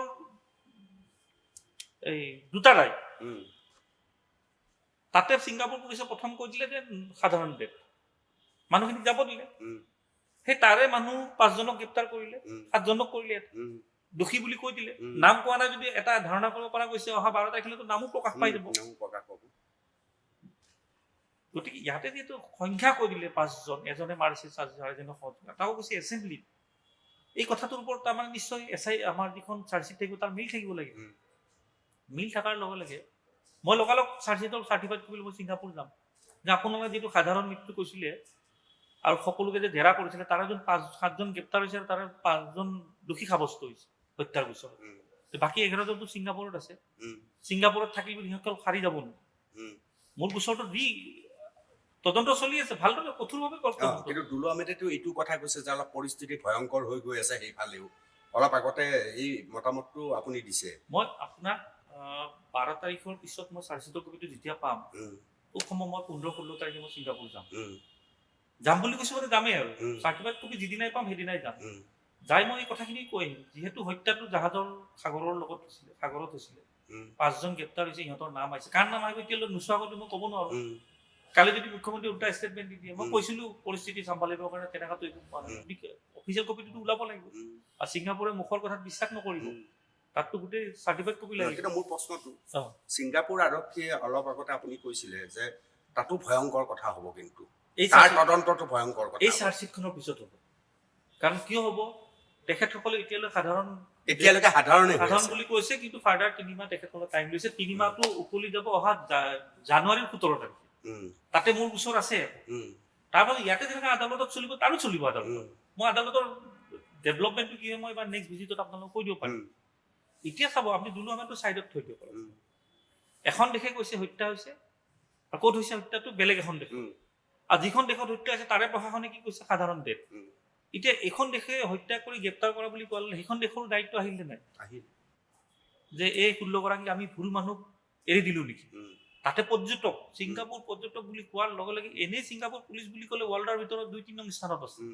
ইমান কঠোৰ তাতে আকৌ হত্যা যদি এগৰাকী মই জুবিন গাৰ্গ বাদ দিলো বাৰু এগৰাকী পৰ্যটক তাতে আকৌ গোটেই সমগ্ৰ বিশ্বত চৰ্চা হৈছে তেওঁৰ ক্ষেত্ৰত যদি ছিংগাপুৰ পুলিচে হত্যা বুলি গম পোৱাৰ পাছতো যদি কেছটো গুৰুত্ব সহকাৰে নলয় তাৰ ওপৰতো আকৌ আইনী আদালত আছে মই সম্পূৰ্ণ সাজু সেইকাৰণে মই কি কৈছো যে যিহেতু ষ্টেপ পাই গৈ আছো তাত যোৱাৰ পিছত ছিংগাপুৰ পুলিচৰ কি ডেভেলপমেণ্ট হ'ব মোৰ গোচৰটোত অসমৰ গোচৰটোত কি হয় মই জানিব ইচ্ছা কৰা নাই কাৰণ ইমান সস্তীয়া ফালে লৈ গৈছে মানে এই জুবিন হত্যাৰ গোচৰটো মোৰ মানে ইচ্ছা নাই মই মোৰ গোচৰৰ কথাই খবৰ ল'ম আৰু চাৰ্জশ্বিটখন দিম প্ৰথমবাৰ আৰু দ্বিতীয়বাৰৰ মাজত কি পাৰ্থক্য দেখিলে আপুনি প্ৰথমবাৰ যোৱাৰ লগে লগে মোক প্ৰথম ক'লে যে 48 ঘণ্টাত আমি আপোনাৰ কেছটো বহুত হাই চেঞ্চিটিভ মেটাৰ এইটো আমি হায়াৰ অথৰিটিক পঠাই দিছোঁ আৰু 48 ঘণ্টাৰ ভিতৰত আপুনি খবৰ পাই যাব 48 ঘণ্টাৰ ভিতৰত খবৰ পাই যাব বুলি কোৱাৰ লগে 48 ঘণ্টাৰ ভিতৰত মোৰ তাত আহি গ'ল যে আপোনাৰ কেছত আমি আইঅ' এপইণ্ট কৰিলোঁ এইবাৰ যোৱাৰ লগে লগে মই সেই যিবোৰ ডেভেলপমেণ্ট আছিলে মই চব জনালোঁ জনাৰ পিছত মোক ক'লে আপোনাৰ আইঅ'গৰাকীৰ নামটো লৈ লওক আগষ্ট লিম বুলি তেওঁৰ কণ্টেক্ট নাম্বাৰ চাম্বাৰ চব দি দিছে আপোনাৰ গোচৰটো তেওঁ চাই আছে SITৰ বা অসম চৰকাৰৰ গোচৰটো তাত কি হৈছে মই নাজানা বিষয় এটা মই ক'ব বিচাৰোঁ নাই কিন্তু মোৰতো যিগৰাকী চাই আছে মুখ্যমন্ত্ৰী যিদিনাখনে ষ্টেটমেণ্টটো এছেম্বলিত দিলে মই লগালগ মেইলবিলাক মই ৰাজহুৱা কৰি দিছোঁ সেইটোক লৈও সমালোচনা কৰিছে মুখ্যমন্ত্ৰীৰ জ্যেষ্ঠ ভাতৃয়ে সমালোচনা কৰিব পাইছেই যে দুলু আহমেদৰ গোচৰৰ কাৰণে ছিংগাপুৰ পুলিচ ৰখি আছে নেকি ভালহে পাব লাগে, তোমালোকে উৎসাহ জগাব লাগে। গোটেই অসমৰ ৰাইজে মোক ভাল পাই আছে। মই যিয়ে নহওক, মইতো এটা ন্যায় যুদ্ধত মই লাগি আছো। মই বহি থাকিলো, মই কওঁতা আছিল নেকি? কোনো নাছিলে। মই বিচাৰিছিলো যে যিহেতু হত্যা হৈছে মোৰ, আৰু হত্যা বুলি কোৱাৰ লগে লগে আৰু মই চিৰিয়াছ হৈ গ'লো। তাৰ মাজত যদি মোক সমালোচনা কৰে, তাৰমানে সেই ক'বলৈ জুবিন গাৰ্গৰ নাই বিচৰা নাই। বেলেগ কথা মই বাদ দিলো, মুখ্যমন্ত্ৰী জ্যেষ্ঠ ভাতৃ লণ্ডনৰ পৰা মোক ঠাট্টা কৰিছে। মই ইমান ডাঙৰ মানুহ নহয় ভাই, মই ডাক্তৰো নহয়, মই মুখ্যমন্ত্ৰীও নহয়, মই ইমান ডাঙৰ পৰিয়ালৰো নহয়, কিন্তু মোক ঠাট্টা কৰাটো উচিত হোৱা নাই। ঠাট্টাটো এটা ছিংগাপুৰ পুলিচে দুলু আহমেদৰ কাৰণে ৰখি আছে নেকি? তেওঁ সস্তীয়া প্ৰচাৰৰ কাৰণে বোলে এইবিলাক কাম কৰিছে। মোক কি প্ৰচাৰ লাগে কওকচোন? মই ৯৫ এখন দেশ ঘূৰা মানুহ, মোৰো অভিজ্ঞতা আছে। আমি সেই প্ৰাগজ্যোতিষ কলেজৰ পৰা ডিগ্ৰী কমপ্লিট কৰিছো, গোটেই পৃথিৱীখন দেখিছো। গতিকে মোক ঠাট্টা কৰি অভিজ্ঞতাৰ কথা কৈ লাভ নাই। মই প্ৰতিক্ৰিয়া কৰিছো। বহুতে কৈছে দুলু নকৰিবা। ক্ৰিয়া প্ৰতিক্ৰিয়া চলি থাকিব, কিন্তু নিজৰ কামো আপুনি কৰি কিন্তু আছে। মুখ্যমন্ত্ৰী জ্যেষ্ঠ ভাতৃয়ে ঠাট্টা কৰাটো এইটো অনুচিত। কাৰণ ৰাজ্যৰ মুখ্যমন্ত্ৰীয়ে কৈ আছে মই জুবিন গাৰ্গক সকলো ন্যায় দি আছো, আৰু ভাতৃগৰাকী কৈছে যে দুলু আহমেদে সস্তীয়া প্ৰচাৰৰ কাৰণে জ্যেষ্ঠ ভাতৃ। এতিয়া কোনে সস্তীয়া প্ৰচাৰ কৰিছে, কি কৰিছে, ১২ তাৰিখটো যাব দিয়কচোন। এইটোতো শেষ হোৱা নাই। তো আপুনি যেতিয়া গোচৰ দিলে, আমাৰ সকলোৰে মানুহৰ মাজত এটাই চৰ্চা, যিটো বিষয় কৈছে যে সেইদিনা ইয়ত পাৰ্টিত যিসকল প্ৰৱাসী অসমীয়া আছিল, তেওঁলোকক SITয়ে মাতিলে, এজন নাহিলে, বাকীকেইজন আহিলে। সেইকেইজন মানুহক লৈ অসমৰ মানুহৰ বহুত বেছি সন্দেহ আছে। তেওঁলোকক বিশ্বাসঘাতক শব্দটো ব্যৱহাৰ কৰিছে। অসমীয়াৰ প্ৰতি দায়বদ্ধতা নাই, সেই কথাটো অসমৰ মানুহে কৈছে যে ৰৈ আছোঁ, তোমালোকে কিয় ক'ব নোৱাৰা? তোমালোকে নিজাববীয়াকৈতো কথাটো ক'ব পাৰা। ইমান কেইজন মানুহৰ সন্মুখত এজন মানুহ ডুবি মৰাটো সম্ভৱ নেকি? সেইসকলৰ নামো তালৈ আপোনাৰ সেইটোৱে মই জানিব বিচাৰিছোঁ। এতিয়া তাতকৈ আটাইতকৈ ডাঙৰ কথাটো শুনক আপোনাৰ। ৫গৰাকী মুখ্যমন্ত্ৰী কোৱা মতে ৫গৰাকী, আমি এটা আইডিয়া কৰিব পাৰিছো কাৰ কাৰ নাম ক'ব। মই আহোঁ শ্যামকানু মহন্ত, খুব গুৰুত্বপূৰ্ণ কথা এইটো। শ্যামকানু মহন্ত খুব সম্ভৱ চাৰ্জেলৰ নামটো আহিব লাগে। মই যিটো মানে এইটো মোৰ ধাৰণা, মানে নোচোৱাকৈ মই ক'ব নোৱাৰিম, মোৰ ধাৰণাটো মই ক'ব পাৰোঁ নহয়। ৫গৰাকী কৈছে, আৰু যদি বেলেগ হ'লেও ইমান টাইমটো গ্ৰেপ্তাৰ কৰিলে হয় বা নামখিনি প্ৰকাশ কৰিলে হয়। কিন্তু বেলেগৰ কথা অহাই নাই। ৫গৰাকী মানে জেলত থকা ৫গৰাকী হ'ব। সেইফালৰ পৰা মই নাভাবোঁ যে যিগৰাকী দেহৰক্ষী দুগৰাকী, সিহঁতসকল যে কিবা হত্যাৰ গোচৰত নাম আহিব, মই এইটো ভবা নাই। গতিকে কিবা মানি ট্ৰান্সফাৰত আহিব। যদি শ্যামকানু মহন্তৰ নামটো চাৰ্জশ্বিটত আহে, খুব গুৰুত্বপূৰ্ণ কথা এইটো। অনুমন এইটো মানে ৰাইজেও ভাল পাব। শ্যামকানু মহন্ত যদি দোষী নাম আহে, কি কাৰণে আহিব? নৰ্থ ইষ্ট ফেষ্টিভেলৰ অৰ্গেনাইজাৰ শ্যামকানু মহন্ত। তেওঁৰ নামটো যদি গ্ৰেপ্তাৰ আৰু হত্যা আৰু ফেষ্টিভেলৰ অৰ্গেনাইজাৰ হিচাপে আহে দোষী বুলি, সেই একেটাই গোচৰত যিটো ইয়ত পাৰ্টি হৈছিল সাগৰত, সেইটো নৰ্থ ইষ্ট ফেষ্টিভেলৰ পাৰ্ট নাছিল। সেইটো এৰেঞ্জ কৰিছিলে ছিংগাপুৰ এছ'চিয়েশ্যন। 11গৰাকী। নৰ্থ ইষ্ট ফেষ্টিভেল আয়োজন কৰা শ্যামকানু মহন্ত দোষী হ'ব পাৰে। ইয়ত পাৰ্টি আয়োজন কৰা ছিংগাপুৰৰ সেই 11গৰাকী, যোনে য'ত মৃত্যু হ'ল জুবিন গাৰ্গৰ, সিহঁত কিয় দোষী হ'ব নোৱাৰে? এইটো ডাঙৰ প্ৰশ্ন আহিল নে? ডাঙৰ পইণ্ট এইটো মোৰ গোচৰ হ'ব। মই আগতীয়াকৈ কৈ আছো, কাৰণ এইবিলাক গোচৰত মই ফাইট দিম। তাৰ উপৰি এইটো যে নৰ্থ ইষ্ট ফেষ্টিভেলৰ বাহিৰে ইয়ত পাৰ্টিটো যে ছিংগাপুৰ এছ'চিয়েশ্যনে কৰিছে, তাৰ প্ৰুফ মোৰ তাত আছে।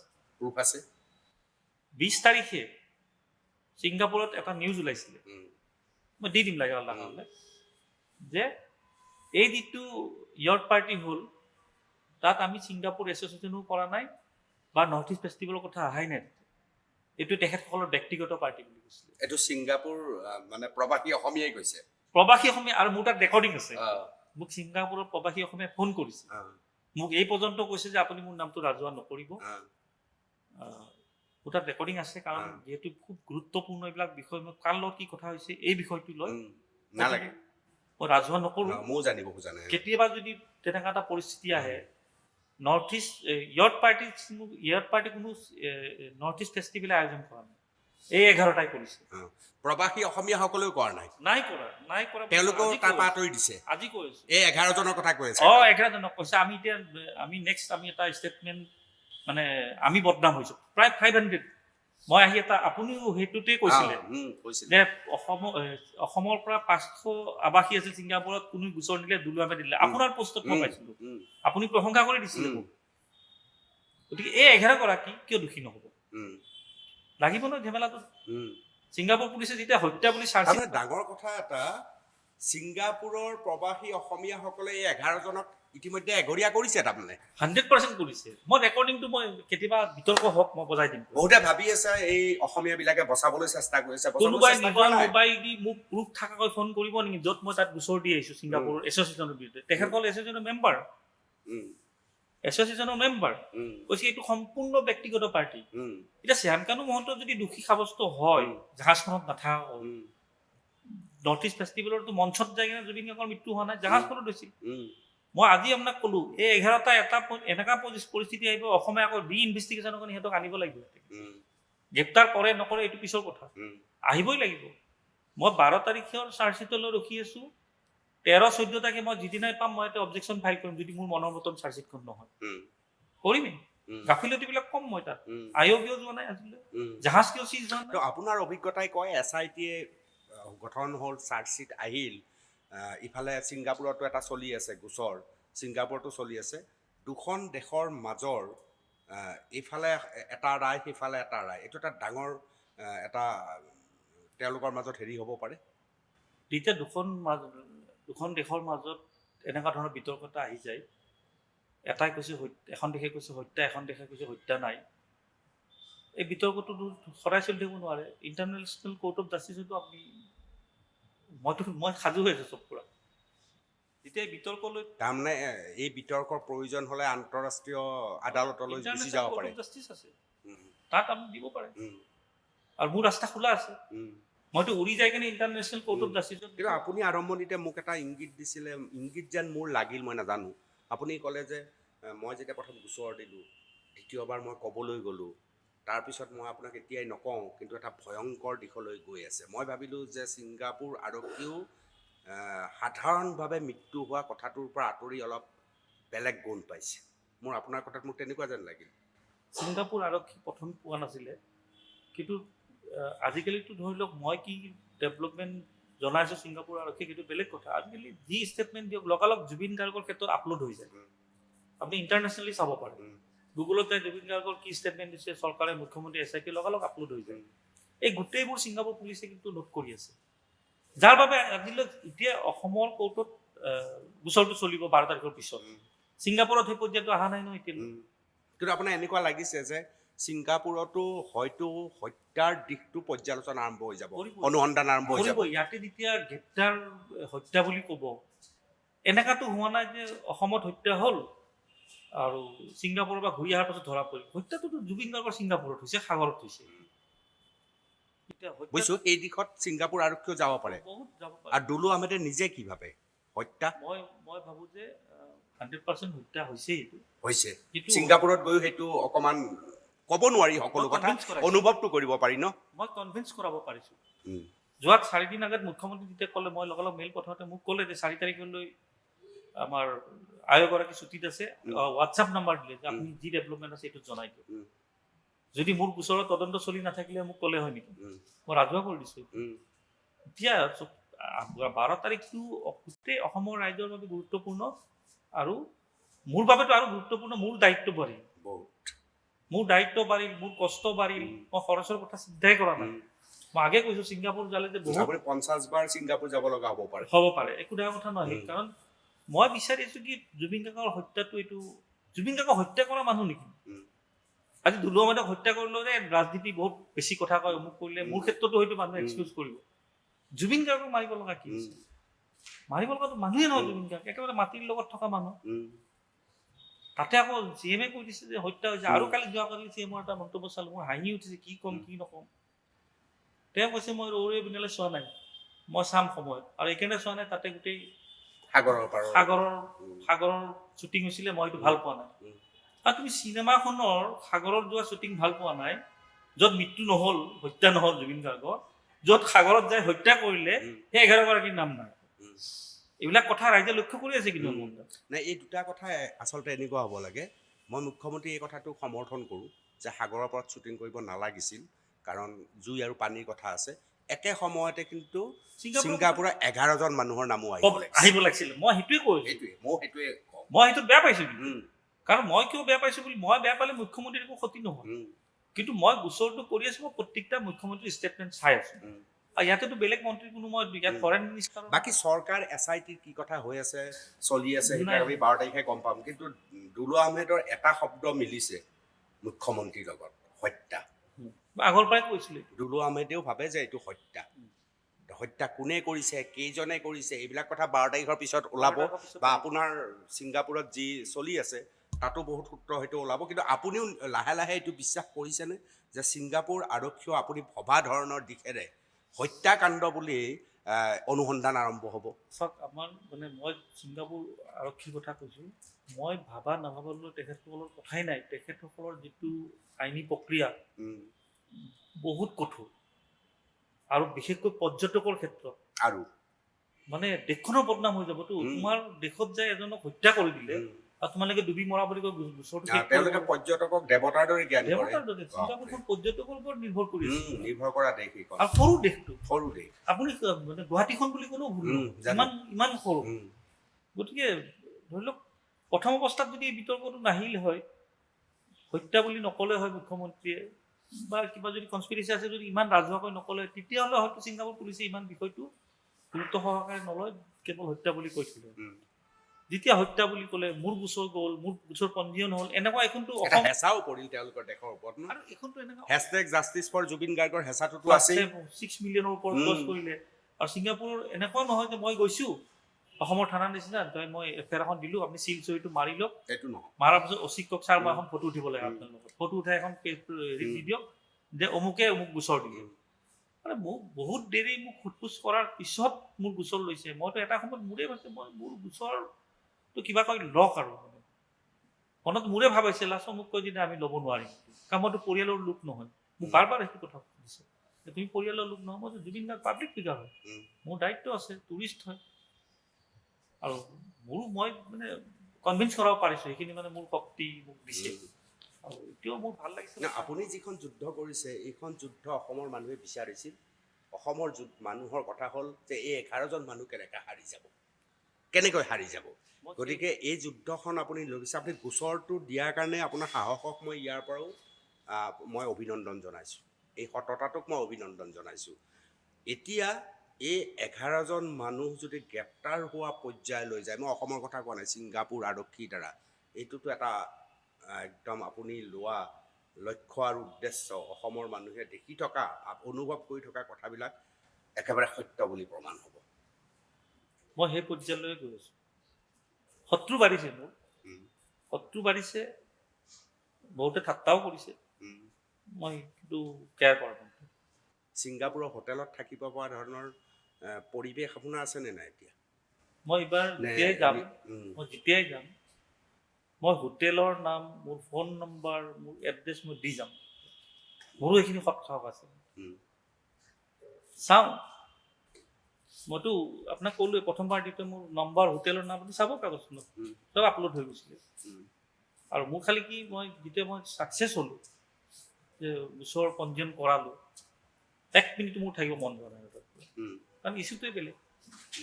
এইবাৰ গ'লে মই কিন্তু আইলেণ্ডত ছিংগাপুৰৰ প্ৰতি সেই দুৰ্বলতাটো নোহোৱা হৈ গ'ল, কাৰণ লক্ষ্যটো জুবিন গাৰ্গ নাথাকিলে। আগতে ছিংগাপুৰ বুলি ক'লে তাত সন্তোষা আইলেণ্ড আছে, বিভিন্ন জেগা আছে, ক্ৰুজত ঘূৰিব যাওঁ, ডাঙৰ ডাঙৰ ক্ৰুজত, তাত মালয়েছিয়া যাওঁ, ক'ৰবাত যায়। এইবাৰ মই দুবাৰ গ'লোঁ, দুবাৰে 1 ৰাতি থাকিলোঁ, 1 ৰাতি থাকিলোঁ, 1 ৰাতি গুচি আহিলোঁ। আৰু এইবাৰ মই গ'লে কিন্তু আইলেণ্ডত যাম, যিটো আইলেণ্ডত মই আগৰ 2বাৰে নগ'লোঁ, আইলেণ্ডত যাম, হোটেলখনতো যাম, চাব লাগিবতো কি হৈছিলে। তো 3,50,00,000 মানুহৰ মাজৰ এজন আপুনিও চাৰ্জশ্বিটৰ 12 ডিচেম্বৰলৈ দিনটোলৈ ৰৈ আছে নহয়? মোৰ বাবে বহুত গুৰুত্বপূৰ্ণ 12 ডিচেম্বৰ। আৰু মোৰ সাহস শক্তি এইকাৰণে বাঢ়িছে, মোক অসমৰ ৰাইজে সমৰ্থন কৰিছে। আনকি শাসকীয় পক্ষৰো একাংশই মোক সমৰ্থন কৰিছে, মই নাম নকওঁ। একদম যিবিলাকে হিংসা কৰে যে আমি নোৱাৰা কামটো দুলু আহমেদে কৰিছে, সেইবিলাকৰতো কথাই নাই। আৰু যোনে প্ৰকৃত ন্যায় বিচাৰিছে জুবিন গাৰ্গৰ। পৃথিৱীততো বহুত মানুহৰ টকা আছে, দুলু আহমেদ মন কিমানৰ আছে? এইটো মনুষ্যত্ব কিমানৰ আছে, মন লাগিব, সাহস লাগিব, ইচ্ছা লাগিব, ইচ্ছা লাগিব, আগ্ৰহ লাগিব, বুদ্ধি লাগিব, আপুনি মানৱীয়তাও লাগিব। মানৱীয়তা ভিতৰৰ পৰা। লাগিব। মই জুবিন গাৰ্গৰ বন্ধু, মই অমুক কৰিছিলোঁ তমুক কৰিছিলোঁ কোৱা মানুহ বহুত, মই এই ধৰণে যুদ্ধ কৰা মানুহ কিমান? মই ইয়াতে যিদিনাখনে কি ক'লে দাদা, এই ধৰণে যুদ্ধ কৰা মানুহ কিমান? মোৰ মানে মই- জুবিনৰ অমুক, মই জুবিনৰ কাষৰ, বহুত কথা ক'ব পাৰে। মোৰ লগত যদি বেছি নালাগে আৰু যদি তেনেকুৱা 5জন পালো হয় মোৰ লগত, এই গোচৰ উল্টা পুল্টা কৰাই দিলো হয়। উল্টা পুল্টা মানে একদম তুল পাৰ লগাই দিলো হয়। উল্টা পুল্টা বুলি ক'লে অলপ ভুল বুজে, তুল পাৰ লগাই দিলো এটা হয়। কাম দুলু আহমেদে কৰিব পাৰেনে নাই? যিহেতু মোক ক'লে যে ছিংগাপুৰৰ যিসকল প্ৰৱাসী অসমীয়া আছে তেওঁলোকৰ যিটো অনুষ্ঠান আছে সেই অনুষ্ঠানটোৱে 11জন মানুহক আঁতৰাই দিছে। উম। তেওঁলোকে কৈছে যে ইয়াত পাৰ্টিৰ লগত আমাৰ কোনো সম্পৰ্ক নাই। তেওঁলোকে আপোনাক সহায় কৰিবনে নাই? সহায় কৰাৰ মানসিকতা তেওঁলোকৰ থকা যেন লাগিছেনে নাই আপোনাক? আপোনাক মই যদি ৰেকৰ্ডিংটো শুনাই দিওঁ, নিশ্চয় আপুনি ভাল পাব। মই শুনাই দিম। নিজে ফোন নম্বৰৰ পৰা কোনোবাই ফোন মাৰি যে দুলু আহমেদ, মই আপোনাৰ কালি শ্ব'টো চালোঁ, এই বিতৰ্কলৈ কোনোবা এটা শ্ব'ত তেওঁ চাইছে, আপুনি বিৰাট গাত লগাকৈ কথা কৈছে, সেই কথাটো আপুনিও কৈছে। 500 মানুহ থকাৰ পিছত এজনৰ কিয় গোচন দিয়ে, এইটো কিন্তু আজিও তেখেতসকলৰ গাত লাগিছে ন? লাগিছে। তেতিয়া মই ক'লো আপুনি কি বিচাৰিছে? কৈছে না আমাৰ গোটেই কমিউনিটিটোক বদনাম। তেখেতসকলৰ এটা চিন্তা আছে, যদিও তেখেতসকল ছিংগাপুৰত থাকে, পৰিয়ালটো ইয়াতেই থাকে। আজি আপুনি যে কৈছে ছিংগাপুৰত গ'লে হোটেলত থাকে, মোৰ কি তাতে ক্ষতি কৰিব? মোক তাত ক্ষতি কৰিব তেখেতসকলৰ পৰিয়ালৰ ৰাইজে ক্ষতি কৰিব। কথাবিলাক তেনেকুৱা নহয় জানো?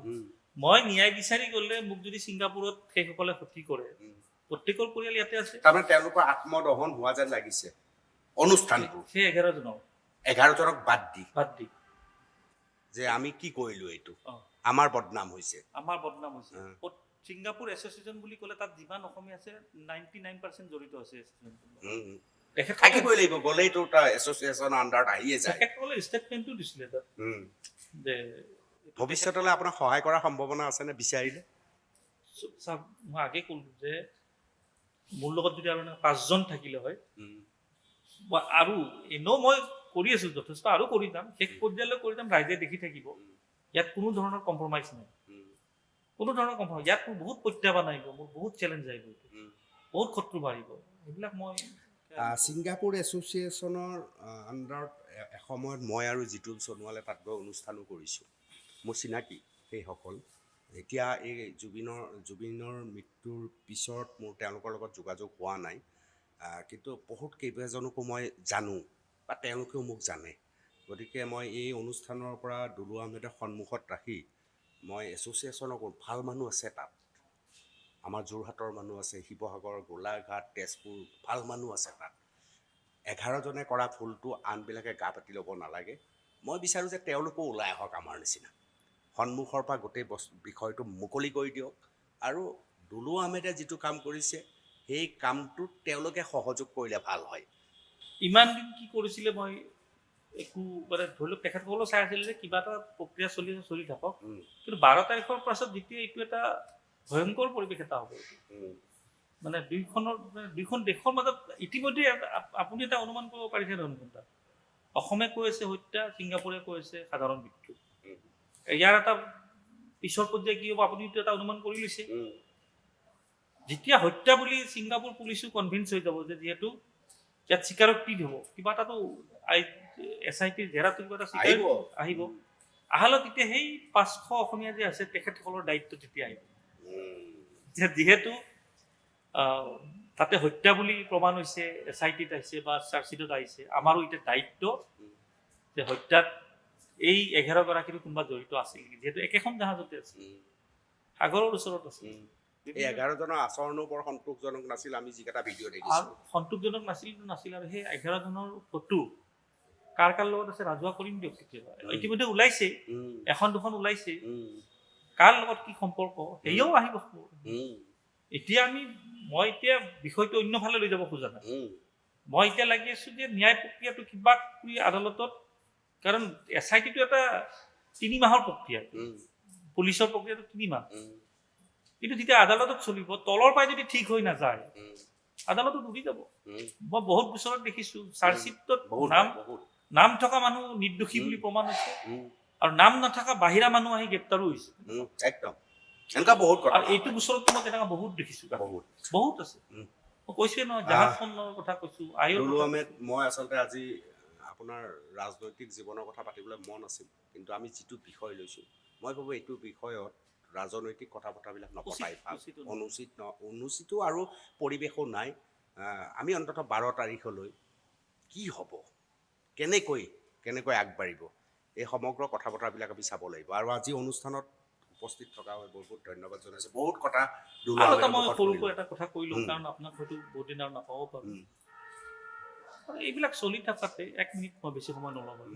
এই যোৱাকালি পোষ্ট মেলনক আনি যিটো কৰিলে, পোষ্ট মেলনৰ প্ৰসংগটো সেই প্ৰসংগটো অলপ ৰাইজে গম পাব লাগে, কিন্তু খুব বেয়া হৈছে। উম, কাৰণ হয় এইটো আগেই চিডিউল কৰি থোৱা প্ৰগ্ৰেম আছিলে কেবিনেটৰ। জুবিন গাৰ্গৰ ক্ষেত্ৰত ডেটটো পিছুৱাই দিব লাগিছিলে। আমি বিৰোধ কৰা নাই, আহক ছিংগাৰ আহক, ইয়াত ৰেভিনিউ আৰ্ণ হওক, কিবা হওক, আমি সেইটো বিৰোধ কৰা নাই। মুখ্যমন্ত্ৰী বেলেগকৈ বুজাব ওলাইছে। আমি বিৰোধ কৰিছোঁ যে হত্যাৰ যিহেতু কথা ওলাইছে, চাৰ্জশ্বিট দাখিল হোৱা নাই, তেনেস্থলত অসমত এগৰাকী বিদেশী ছিংগাৰ আহি কিনে নাচ গান কৰিব, কিবা কৰিব, সেইটো অসমৰ ৰাইজে মানি নলয়, এইটো পিছুৱাব লাগে। কিন্তু চাৰ্জশ্বিটৰ ডেট পিছুৱাই গ'ল, পোষ্ট মেলনৰ কাৰ্যসূচী পিছুৱাই নগ'ল। তাৰ উপৰি যোৱাকালি কাৰ্যসূচীত যিটো অসভ্যালি হৈছে, এইটোতো অসমৰ সংস্কৃতি নহয়। মদৰ গ্লাছ হাতত চিগাৰেট লৈ পাব্লিকৰ মাজত যায় মদ দলিয়াই দিছে, মদ খাই থু পেলাই দিছে। চাবচোন আপুনি, দেখিছোঁ। এইটো কি আমাৰ অসমীয়া সংস্কৃতি নেকি? এইটোত মোৰ আপোনাৰ লগত আপত্তি আছে দুলু আহমেদ। মই আপত্তিটো এনেকৈ কৈছোঁ, আন্তঃৰাষ্ট্ৰীয় পৰ্যায়ৰ তেওঁ এগৰাকী পপ ষ্টাৰ। এইটো আমি 90 দশকৰ মানুহ, আমাৰ কাৰণে এইটো উপলব্ধিটো কম হয়। আজিকালি ইণ্টাৰনেটৰ যুগৰ ল'ৰা ছোৱালী 18+ যিসকল ল'ৰা ছোৱালী আছে, আমি 90 দশকত জুবিন গাৰ্গ বা আমাৰ কাৰণে জিতুল সোণোৱাল যি ধৰণৰ এটা ইমেজ আমি তৈয়াৰ কৰিছিলোঁ, আমাৰ এটা ব্যৱধানো আছে। 18+ ল'ৰা ছোৱালীৰ লগত আমাৰ এটা মানসিক ব্যৱধান আছে, এইটো সঁচা কথা। তেওঁলোকে গোটেই পৃথিৱীখনক চাব খোজে, তেওঁলোকে জুবিন গাৰ্গকতো মৰম সন্মান জনায়েই, ৰজা বুলি ভাবেই। ইয়াৰ লগতে যিহেতু এগৰাকী পপ ষ্টাৰ আন্তঃৰাষ্ট্ৰীয়, চাব দেই দুলু আহমেদ, তেওঁ মুম্বাইৰ পিছত বোধ কৰোঁ অসমত কৰিছে, অসমক নিৰ্বাচন কৰিছে। তেনে এগৰাকী আন্তঃৰাষ্ট্ৰীয় পপ ষ্টাৰৰ এটা অনুষ্ঠান বহু মাহৰ আগত ঠিক হোৱাৰ পিছত বাতিল কৰাটো সহজ নহয়। এখনতো ভ্ৰাম্যমান থিয়েটাৰ নহয়। নাই, পিছুৱাই দিব নোৱাৰি, কাৰণ তেওঁ ইয়াৰ পিছত হয়তো জাৰ্মানীত আছে, ইয়াৰ পিছত হয়তো ছুইজাৰলেণ্ডত আছে। আচ্ছা, 6 মাহ নহ'লে বাৰু জুবিন গাৰ্গৰ ক্ষেত্ৰত। নাই, মই কথাটো কৈছোঁ যে মোৰ ধাৰণা যে আন্তঃৰাষ্ট্ৰীয় পৰ্যায়ৰ এগৰাকী শিল্পী, তেওঁৰ সমগ্ৰ পৃথিৱীত অনুষ্ঠান ঠিক হৈ থাকে, গতিকে তাত অসমলৈ অহাটোৱে আমাৰ কাৰণে সৌভাগ্যৰ কথা। এনেকুৱা এজন মানুহ ইয়ালৈ আহিছে। কেৱল মই কৈছোঁ, কেৱল বিৰোধ কৰিবলৈ বিৰোধ কৰা উচিত নহয়, নহয় জানো? চৰকাৰে, আপুনিও কৈছে চৰকাৰে ভাল কৰিলে ভাল, বেয়া কৰিলে বেয়া। আৰু যিটো কালচাৰৰ কথা আপুনি কৈছে, ভিতৰত মদ চিগাৰেট, একদম সঁচা কথা। আমি সেইটো কালচাৰৰ মানুহ নহয়। কিন্তু আপুনি মনত ৰাখিব, এইটো হৈছে ইণ্টাৰনেটৰ যুগ। এই যুগটোৰ কিছু কথা আমি গ্ৰহণ কৰিব পাৰিব লাগিব। বজাৰ, অৰ্থ ব্যৱস্থা, নিজৰ মত থাকিবই। আপোনাৰ মত বেলেগ হ'ব পাৰে, মোৰ দৃষ্টিভংগী সেইটো। ৰাইজৰ মত বেলেগ হ'ব পাৰে, কিন্তু চবেই নিজৰ মত কোৱাৰ অধিকাৰ সকলোৰে আছে। কিন্তু মই নিবিচাৰোঁ দুলু আহমেদ যে আজি যদি আপুনিও জানে, জুবিন গাৰ্গ যদি জীয়াই থাকিলহেঁতেন, পোষ্ট মেলনৰ কথাটো তেওঁ সমৰ্থন কৰিলেহেঁতেন। তুলনা কৰিব নাপায়। জুবিন গাৰ্গ নিজৰ জেগা। আৰু এইটোতো হৈছে ন, পোষ্ট মেলনে আহি ক'বলগীয়া হৈছে ন, যে মই জুবিনৰ দেশত আহিছোঁ। ওলাইছেতো মুখৰ পৰা। আৰু এটা কথা হৈছে, আপুনি তুলনা বুলি কওঁতে মই এটা উত্তৰ পালোঁ এইটোত, যে প্ৰগ্ৰেমটো আয়োজন কৰিছিলে আছাম টুৰিজিম, পোষ্ট মেলন। মুখ্যমন্ত্ৰী নিজে কৈছে যে আমাৰ ইয়াত লাভ লোকচান একো নাই, মই উল্টা 1 কোটি টকা দিছোঁ, লগা হ'লে খৰচ কৰিব পাৰিম। এইটো CMৰ ষ্টেটমেণ্ট। মই 2 দিন আগেয়ে কৈছিলোঁ যে পোষ্ট মেলনৰ ক্ষেত্ৰত ডক্তৰ, নিৰাপত্তাৰক্ষী, চৰকাৰী, ব্যক্তিগত, এম্বুলেন্স, থকা খোৱাৰ ব্যৱস্থা কিমান আহিব আপুনি চাব। সেইটো মই 2 দিন আগেয়ে কৈছিলোঁ। আৰু জুবিন গাৰ্গৰ নৰ্থ ইষ্ট ফেষ্টিভেল এই অসম টুৰিজিমৰ সমৰ্থনতে হৈছিলে, অফিচিয়েল ডকুমেণ্ট আছে।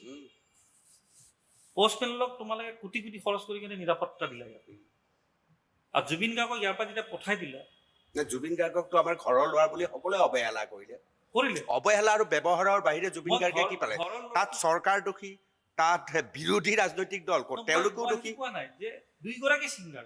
না, মই বুজিছোঁ, মই কি কৈছোঁ, ঘৰৰ ল'ৰাৰ কাৰণে জুবিন গাৰ্গক কোনে গুৰুত্ব দিলে মোক কওক। পষ্টমেন কাৰোবাৰ ঘৰৰ ল'ৰা তেওঁ না না না মই কথাটো এইটোৱে সুধিছোঁ জুবিন গাৰ্গক চৰকাৰে গুৰুত্ব দিলে নাই দিয়া দিয়াহেঁতেন জীয়াই থাকোঁতে পদ্মশ্ৰী দিলেহেঁতেন নিদিলে আজি গৌৰৱ গগৈক আদি কৰি বিৰোধী দলে কিমান জুবিন গাৰ্গক দিলে নাই দিয়া জুবিন গাৰ্গক যোনে দিছে সেয়া হৈছে সাধাৰণ জনতা তই বুলি মতা মানুহবোৰ এই যে দুলু আহমেদক যে জুবিন গাৰ্গে তই বুলি মাতে এই যে অনুপম চক্ৰৱৰ্তীক তই বুলি মাতে এই যিটো উমাল সংস্পৰ্শ এই ধৰণৰ 3,50,00,000 মানুহৰ বেছিভাগকে তই বুলি মাতে জুবিন গাৰ্গে উমাল সংস্পৰ্শ আছে সেইবিলাকেহে গুৰুত্ব দিছে মই তাকে কৈছোঁ যে জুবিন গাৰ্গক যেতিয়া ছিংগাপুৰ লৈ গ'ল অসম টুৰিজিমৰ দায়িত্ব আছিলে নিশ্চয় আছে যে ডক্টৰ পুলিচ ব্যক্তিগত নিৰাপত্তাৰক্ষী এম্বুলেন্স চব ৰাখিব লাগে তাতেই নহয় তাৰ আগতেই আছে আমি একো নেদেখিলোঁ কিন্তু কেতিয়া সেইটোতো হয়েই